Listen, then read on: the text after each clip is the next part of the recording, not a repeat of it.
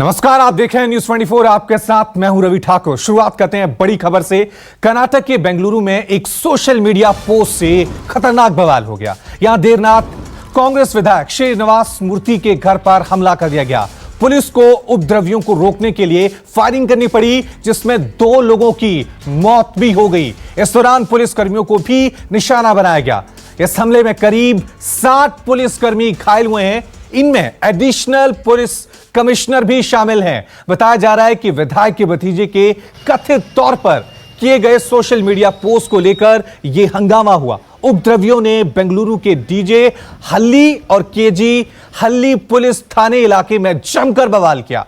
फिलहाल तनाव को देखते हुए धारा 144 लगा दी गई है। इस बवाल में 2 लोगों की मौत हो गई है और 110 लोगों को गिरफ्तार किया गया है। इन तस्वीरों को देखकर आप अंदाजा लगा सकते हैं कि किस तरह से बेंगलुरु हिंसा की आग में बीती रात झुलस गया।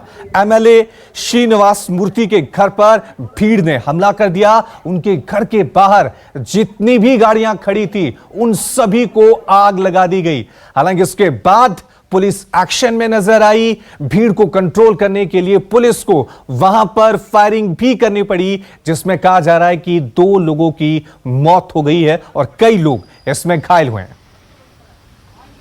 चलिए इस खबर पे और ज्यादा अपडेट के लिए अब सीधा रुक करते हैं हमारे संवाददाता कुंदन का। कुंदन, अभी क्या अपडेट है? क्योंकि जिस तरह से ये तस्वीरें हम देख रहे हैं उसे देखकर अंदाजा लगाया जा सकता है कि बेंगलुरु में अभी सब कुछ ठीक नहीं है। ताजा अपडेट। बिल्कुल सब कुछ ठीक ठाक नहीं चली। देर रात की घटना का असर आज सुबह भी देखने को मिल रहा है और कई संवेदनशील इलाके में पुलिस ने फ्लैग मार्च किया है और बेंगलुरु के आसपास के इलाकों में 144 धारा लगा दिया गया है। वहीं पुलिस इस पूरे मामले के लिए जांच करने के लिए एक टीम की गठित कर रही है और इस जांच में हालांकि विधायक के भतीजे जिनके तरफ से सोशल मीडिया में एक धर्म विशेष के प्रति पोस्ट आया था, उनका कहना था कि उनका सोशल अकाउंट हैक कर लिया गया था और हैक करने के बाद ये पूरा मामला हुआ है। पुलिस इस मामले की भी जांच कर रही है। वैसे मैं आपको बता दूं कि दर्जनों लोगों को गिरफ्तार किया गया है। बहुत सारे लोगों से पूछताछ की जा रही है और ये समझने की पुलिस कोशिश कर रही है कि आखिर भीड़ को भड़काने के पीछे कौन था, कि क्या वाकई कोई कम्युनल वायलेंस था, इसके पीछे कोई राजनीति थी या कोई जानबूझ के एंटी सोशल एलिमेंट्स ने उस विधायक के घर पे हमला किया। और पूरा तोड़फोड़ का नज़ारा आप देख सकते हैं कि 2 लोगों की मौत हो चुकी है, आधे दर्जन से ज्यादा लोग घायल हैं, अस्पताल में उनका इलाज चल रहा था और 100 से ज्यादा लोगों को गिरफ्तार करके पूछताछ किया गया। तो कुल मिलाकर एक सोशल मीडिया के पोस्ट के बाद वायरल हुई और पूरा बेंगलुरु के आसपास का पूरा बेंगलुरु शहर में 144 धारा लगाना और अब स्थिति फिलहाल नियंत्रण में है। लेकिन आपको बता दूं कि अब पुलिस की कोशिश है कि दोनों धर्म संप्रदायों के बीच में जो उनके हेड है उनसे बातचीत करके जो हार्मनी है वो सुनिश्चित किया जाए और पुलिस एश्योर कर रही है कि जो भी दोषी होंगे उसको सजा दिया जाएगा और जो भी धाराओं के तहत मामला बनता है इस मामले में केस दर्ज करके इस पे कार्रवाई की जाएगी। वही लगातार और इस पूरे मामले को लेकर अब सियासत शुरू हो गई और सवाल उठने लगे हैं कि क्या वाकई में सिर्फ आक्रोश था या प्लानिंग के तहत यह सब कुछ किया गया? क्योंकि जिस तरह से विधायक के घर पे हमला किया गया, ठीक उसी वक्त थाने में हमला किया गया। पुलिस के बड़े अधिकारी भी इसमें घायल हुए हैं। नहीं, बिल्कुल मामला बिल्कुल राजनीति होगा कि कांग्रेस के एक भतीजे के तरफ से एक धर्म विशेष के प्रति पोस्ट किया गया। तो बिल्कुल बीजेपी जहां आरोप लगा रही है कि कांग्रेस के तरफ से शहर की जो हार्मनी है वो खराब करने की कोशिश की गई है, वहीं लगातार बहुत सारे लोग कह रहे हैं कि लॉ एंड ऑर्डर का सवाल है, लॉ एंड ऑर्डर मेंटेन नहीं किया गया, जिसकी वजह से ये नतीजा हुआ, 2 लोगों की जान गंवानी पड़ी और इतना बड़ा जो क्षति हुआ है सामान का, साजो सामान का, जानमाल की क्षति हुई। और अभी भी शहर के बहुत सारे इलाके हैं जहां पे माहौल टेंस है और पुलिस इस बात की कोशिश कर रही कि कम से कम अब मामला आगे न भड़के और किसी को भी इस तरह के जुलूस निकालने या घेराव करने का परमिशन न दिया जाए। रवि, बहुत बहुत शुक्रिया कुंदन तमाम जानकारी के लिए। चलिए रुकते हैं अगली बड़ी खबर का, शॉकिंग न्यूज का। इस साल लगातार झटके झेल रही फिल्म इंडस्ट्री के लिए एक और बुरी खबर आई है। फिल्म स्टार संजय दत्त को फेफड़े का कैंसर डिटेक्ट हुआ है। इसके इलाज के लिए संजय दत्त अब से थोड़ी देर बाद न्यूयॉर्क के लिए रवाना होंगे। संजय दत्त न्यूयॉर्क के स्लोन कैटरिंग कैंसर सेंटर में इलाज कराएंगे। उनकी मां नरसिंह दत्त का भी यहीं पर इलाज हुआ था। संजय आज ही न्यूयॉर्क के लिए निकल रहे हैं। अब से थोड़ी देर में सुबह 10:45 पर वो अमेरिका के लिए उड़ान भरेंगे। सांस में तकलीफ के बाद हाल ही में संजय दत्त को लीलावती अस्पताल में भर्ती कराया गया था। कैंसर की पुष्टि होने के बाद संजय दत्त ने एक ट्वीट भी किया और लिखा कि काम से ब्रेक ले रहा हूं, जल्द लौट कर आऊंगा। तो आप अंदाजा लगा सकते हैं कि इस साल जिस तरह से बॉलीवुड से एक के बाद एक कई शॉकिंग न्यूज आई है, उसी कड़ी में ये एक और हैरान करने वाली खबर है। बॉलीवुड अभिनेता संजय दत्त को फेफड़े का कैंसर डिटेक्ट हुआ है। चलिए इस खबर पे और ज्यादा अपडेट के लिए हमारे संवाददाता संकेत पाठक हमारे साथ मुंबई से बने हुए हैं और साथ में हमारे साथ डॉक्टर राहुल भार्गव जो कैंसर स्पेशलिस्ट डॉक्टर हैं, इनसे भी बातचीत करेंगे इस मुद्दे पर। सबसे पहले मैं संकेत आपका रुख करूंगा, अभी क्या अपडेट है, कब वो अमेरिका के लिए रवाना हो रहे हैं और डॉक्टरों ने क्या सलाह दी है आगे के इलाज के लिए?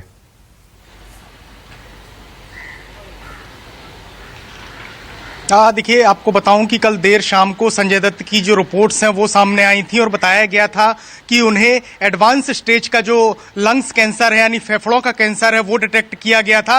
8 तारीख को उन्हें लीलावती अस्पताल में भर्ती किया गया था। उसके बाद 10 तारीख को हालांकि वो डिस्चार्ज हो गए थे, लेकिन उसके बाद ये रिपोर्ट सामने आई है। आपको बताऊं कि आज संजय दत्त अमेरिका के लिए रवाना हो सकते हैं। स्लोन जो कैंसर अस्पताल है जहां पर उनकी मां का भी कैंसर का इलाज किया गया था, वहीं पर उनका इलाज हो सकता है, इस तरीके की खबरें आ रही हैं। हालांकि परिवार की तरफ से अभी कोई आधिकारिक बयान नहीं आया है, लेकिन बताया जा रहा है कि आज परिवार की तरफ से एक बयान जारी किया जा सकता है जिसमें उनकी तबीयत के बारे में और आगे किस तरीके से उनका इलाज किया जाएगा इस बारे में जानकारी दी जा सकती है। फिलहाल जानकारी हमारे पास यही है कि आज संजय दत्त अमेरिका के लिए रवाना हो सकते हैं और जब पूरा प्रोसीजर कंप्लीट हो जाएगा उसके बाद जो उनका इलाज है वो सुचारू रूप से शुरू किया जाएगा। ठीक है संकेत, हमारे साथ डॉक्टर राहुल भार्गव भी बने हुए हैं, कैंसर स्पेशलिस्ट हैं। डॉक्टर राहुल, आपसे जानना चाहूंगा, एक तो लोगों के जहन में जैसे ही कैंसर का नाम सामने आता है एक डर, एक खौफ जो है वो दिल में पसर जाता है।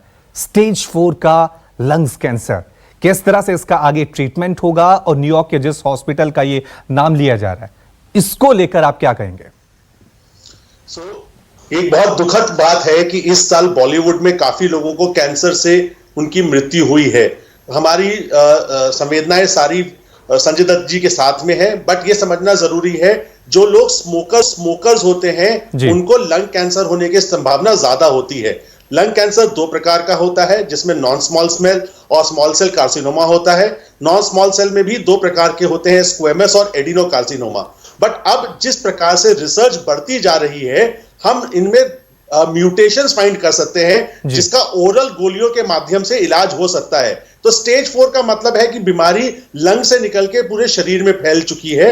तो जैसे ही वो अस्पताल में जाएंगे उनका पेट स्कैन होगा, पेट स्कैन होने के बाद बायोप्सी पे स्पेशलाइज्ड टेस्ट किए जाएंगे जिससे ये पता चलेगा कि कौन सी प्रकार की ओरल दवाई दी जा सकती है। तो जब हम सुनते हैं कि बहुत सारे लोग मेमोरियल स्लोन केटरिंग जाते हैं न्यूयॉर्क में, ऐसा नहीं है कि दवाइयां हिंदुस्तान में उपलब्ध नहीं है, बट बहुत सारी रिसर्च दवाइयां जो अभी रिसर्च में चल रही हैं और ट्रायल्स में चल रही हैं उनका प्रयोग करके लाइफ को बढ़ाया जा सकता है। पर अगर एडिनोकार्सिनोमा है, जैसे हम जानते हैं संजय दत्त जी की स्मोकिंग की हिस्ट्री रही है, तो एडिनोकार्सिनोमा होने के चांसेस ज्यादा है। और अगर एडिनोकार्सिनोमा है तो पॉसिबिलिटी यही है कि आयु जो प्रोग्नोसिस होता है वो 2 से 4 साल के करीब होता है। और अगर ओरल दवाइयां काम करती हैं, अगर कारगर साबित होती हैं, तो आयु को प्रोलॉन्ग किया जा सकता है। और डॉक्टर राहुल, जिस तरह से ये एक जेनेटिकल अनुवांशिक जिस तरह से तौर से चल रहा है, उनकी मां को भी कैंसर हुआ था, बीवी को भी कैंसर हुआ था, अब खुद संजय दत्त इसके शिकार हुए, वो भी स्टेज 4। तो ये ट्रीटमेंट इस वक्त किस तरह से, क्या बीमारी जल्दी डिटेक्ट हो जाती है, क्या पॉसिबल होता है? क्योंकि बहुत सारे से बॉलीवुड एक्टर इरफान खान विदेश गए थे, उनका कैंसर ठीक नहीं हुआ था। सोनाली बेंद्रे वो विदेश गई थी, उनका ठीक हो गया था। तो अलग अलग जो स्टेजेस होती हैं उनमें अलग अलग ट्रीटमेंट के होते हैं। बिल्कुल सही। दर्शकों को यह जानना जरूरी है कि हर प्रकार का कैंसर अलग अलग है। इरफान खान को ब्रेन का ट्यूमर था, सोनाली बेंद्रे को ब्रेस्ट कैंसर था जिसमें बहुत अच्छे रिजल्ट्स आते हैं सर्जरी और कीमोथेरेपी जी। के। वैसे ही लंग कैंसर है जो कि स्टेज 4 है, और संजय दत्त जी की मदर को, नरगिस दत्त जी को पेनक्रियाटिक कैंसर था। तो ये कहना कि ये अनुवांशिक है और जेनेटिकली चल रहा है, ये बहुत सून है अभी बताना, पर क्योंकि हैबिट्स ऐसी थी, स्मोकिंग की बहुत लंबी हिस्ट्री है, तो लंग कैंसर किसी को भी हो सकता है। अब ये शायद जाके जब जीनोमिक टेस्टिंग होगी तब पता चलेगा कि फैमिली में कोई हिस्ट्री ऐसी है या नहीं है, या कोई ऐसा जीन है जो फैमिली में चल रहा है जो आपको कैंसर होने के लिए ज्यादा ससेप्टेबल बनाता है। बट जब तक ये नहीं होता तो आम आदमी को ये जानना जरूरी है कि जो हैबिट्स है वही चीज है जो अपने को कैंसर के लिए आगे बढ़ाती है। तो स्मोकिंग के साथ लंग कैंसर बहुत कॉमन होता है। और यह भी जानना जरूरी है, अगर हम राजनेताओं की बात करें, मनोहर पानीकर जी को पेनक्रियाटिक कैंसर था। हर कैंसर अपने अपने चाल ढाल रंग रूप से चलता है और अपने ही तरीके से। ठीक है डॉक्टर राहुल, ये कह सकते हैं कि कैंसर से अब जंग संजू बाबा को लड़नी है, और हम यही कह सकते हैं कि लगे रहो मुन्ना भाई, ये जंग भी आप जरूर जीतेंगे। आप दोनों का बहुत बहुत शुक्रिया तमाम जानकारी के लिए। एक और बड़ी खबर आपको बता दें, सुशांत केस में ईडी की जांच जैसे जैसे आगे बढ़ रही है, रोज नए नए खुलासे हो रहे हैं। सूत्रों के मुताबिक अब रिया ने सुशांत पर बेहद ही चौंकाने वाला खुलासा किया है। यह पहली बार है जब रिया ने सुशांत को लेकर कोई बड़ा दावा किया है। सूत्रों के मुताबिक रिया ने ईडी के सामने सुशांत को लेकर खुलकर बातचीत की है। रिया ने ईडी को यूरोप टूर की पूरी कहानी बताई है। ईडी सूत्रों के मुताबिक रिया ने बताया है कि अक्टूबर 2019 में यूरोप टूर के दौरान उन्होंने सुशांत के अंदर काफी बदलाव देखे थे। रिया के मुताबिक होटल के एक अलग कमरे में सुशांत सबसे अलग होकर रुद्राक्ष के साथ मंत्र पढ़ रहे थे। रिया ने ईडी को यह भी बताया कि जब वो सुशांत के कमरे में गई तो सुशांत कुछ मंत्र वहां पर उच्चारण कर रहे थे। हाथ में रुद्राक्ष की माला थी जो लगातार हिल रही थी। उस दौरान सुशांत बिल्कुल अलग रूप में दिख रहे थे। रिया के मुताबिक यह ट्रिप नवंबर के पहले सप्ताह में खत्म होनी थी, लेकिन अक्टूबर के आखिरी हफ्ते में उन्हें वापस आना पड़े था। चलिए इस खबर पे और ज्यादा अपडेट के लिए अब सीधा रुकते हैं हमारे संवाददाता दीपक दुबे का। दीपक, इस पूरे मामले को आप बिल्कुल शुरुआत से देख रहे हैं। अब एक और खुलासा हुआ, और खुलासा रिया चक्रवर्ती ने किया जिन पर सुशांत के पिता ने आरोप लगाए। क्या इस खुलासे के बारे में अभी तक जानकारी मिल पाई है? क्योंकि रिया पर ही आरोप लगे हैं, वो सुशांत के बारे में कुछ कह रही है तो उसके ऊपर विश्वास करना बड़ा मुश्किल है।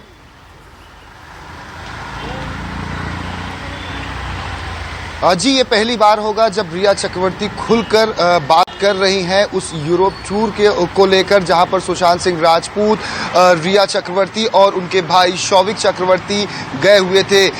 जानकारी के मुताबिक 1 महीने का ये पूरा टूर था, जहां पर इटली के फ्लोरेंस में ये सभी गए हुए थे, जहां पर 600 साल पुराने एक हेरिटेज होटल में रिया चक्रवर्ती, सुशांत और शौविक रुकते हैं। जो ईडी सूत्र हमें बता रहे हैं, जिस तरह से रिया ने अपना बयान ईडी अधिकारियों के सामने दर्ज कराया है, उसमें इन्होंने चौंका देने वाला खुलासा किया हुआ है कि जिस होटल में, जिस हेरिटेज होटल में हम रुके हुए थे, वहाँ पर कई सारी अनोखी और अलग तरह की पेंटिंग्स लगी हुई थी, और सुशांत के कमरे में भी एक अजीब तरह की पेंटिंग्स लगी हुई थी, जिसे देखकर सुशांत कहीं ना कहीं उनकी जो मनस्थिति थी वो काफ़ी अलग हो चुकी थी। यहाँ तक कि जब रिया यह आगे कहती हैं कि जब वो कमरे में पहुँचती हैं तो देखती हैं कि सुशांत सिंह राजपूत मंत्रोच्चारण कर रहे हैं या फिर रुद्राक्ष लेकर वो लगातार जप करते हुए देखे गए।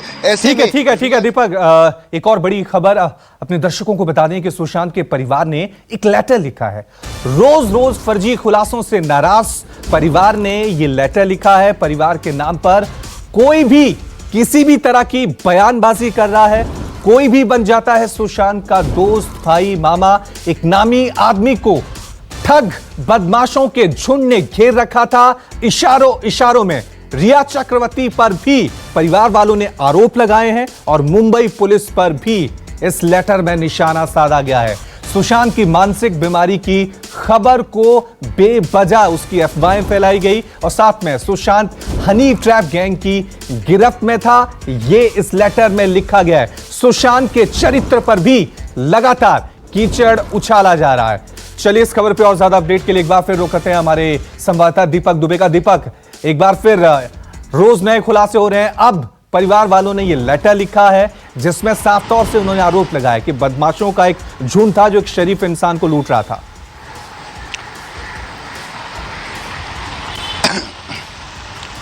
जी, आपको याद होगा कि 2 दिन पहले शिवसेना के सांसद संजय राउत ने सुशांत के परिवार पर आरोप लगाते हुए ये कहा था कि सुशांत के पिता ने 2 शादियां की हुई थी और सुशांत की अपने पिता से बिल्कुल भी नहीं बनती थी। उसके बाद जो जवाब देने का सिलसिला था वो सुशांत के परिवार की तरफ से शुरू हुआ। ऐसे में अब ये 9 पन्नों का जो लेटर इस वक्त न्यूज़ 24 के पास मौजूद है उसमें साफ तौर पर लिखा हुआ है कि किस तरह से सुशांत की जिंदगी पहले किस तरह की थी और अब किस तरह की हो चुकी थी। ऐसे में परिवार के हर सदस्य के बारे में इस 9 पन्नों के लेटर में लिखा हुआ है, चाहे 4 बेटियों की बात हो, सुशांत की 4 बहनों की बात हो, या फिर सुशांत की मां की जब आकस्मिक उनका निधन हो जाता है तो उस दौरान ये सपना परिवार की तरफ से देखा गया था कि सुशांत सिंह राजपूत को बॉलीवुड में एक बड़ा हीरो बनना है। ऐसे में आगे लिखा जाता है कि वो सपना भी पूरा हुआ। रोज जो है अपनी अपनी तरफ से सफाइयां आ रही हैं। कभी रिया चक्रवर्ती अपनी तरफ से व्हाट्सएप चैट सोशल वायर कर रहे हैं, यूरोप टूर को लेकर खुलासा। अब सुशांत के परिवार ने यह लेटर लिखा है जिसमें साफ तौर से यह कहा गया है कि परिवार को बदनाम करने की कोशिश की जा रही है। नमस्कार, मैं हूं मानक गुप्ता। अगर आपको हमारा ये वीडियो पसंद आया हो तो इसे लाइक और शेयर जरूर करें और हां, हमें सब्सक्राइब और फॉलो करना ना भूलें ताकि आप देश और दुनिया की कोई खबर मिस ना करें। तो जुड़े रहिए हमारे साथ और देखते रहिए न्यूज़ 24।